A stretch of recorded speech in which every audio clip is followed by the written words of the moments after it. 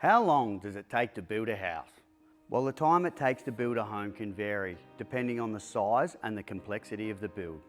There is something a lot more important than the wait time. That's because there's a hidden cost when it comes to building a new home: the holding costs.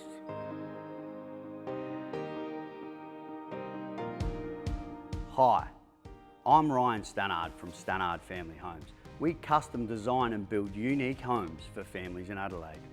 Holding costs are the expenses that a homeowner will incur while their new home is being built, but they are not able to occupy it or rent it out.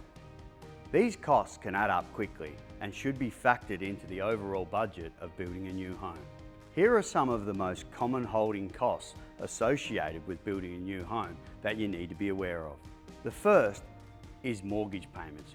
If you are financing the construction of your new home, then you'll have to make mortgage payments during the build process.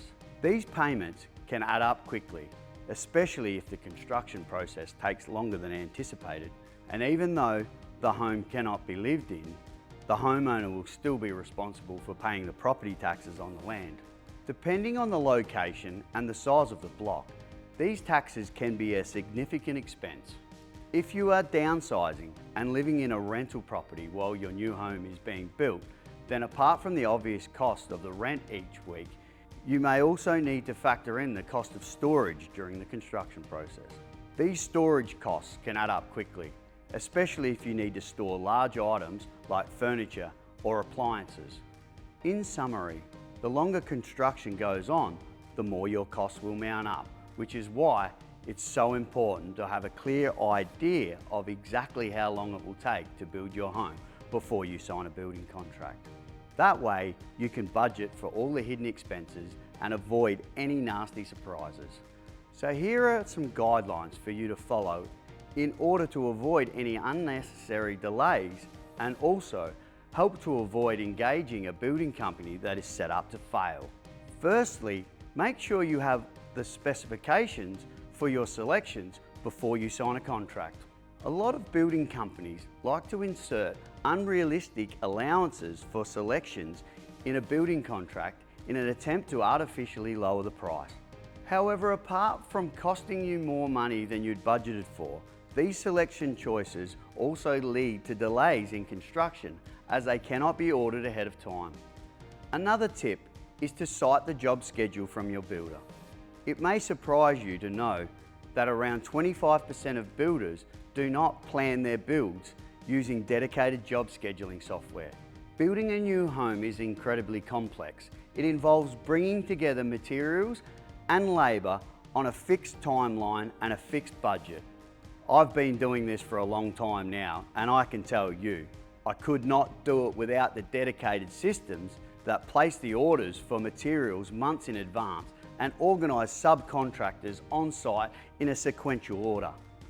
It's not practical to do all of this planning in your head, which is why we use dedicated construction software that consistently updates the job schedule in real time as we're handling all of the client and supplier communication. Without this software, we would be running into delays every other week. So make sure the builder you engage is set up for success rather than failure by asking them about their systems and asking to see their job schedule. If they tell you they don't need it because they've been building for years, run. Having said all of that though, the most common reason for delays in the current climate is builder cash flow. Suppliers now want to be paid up front, and the banks are taking longer and longer to pay stage claims.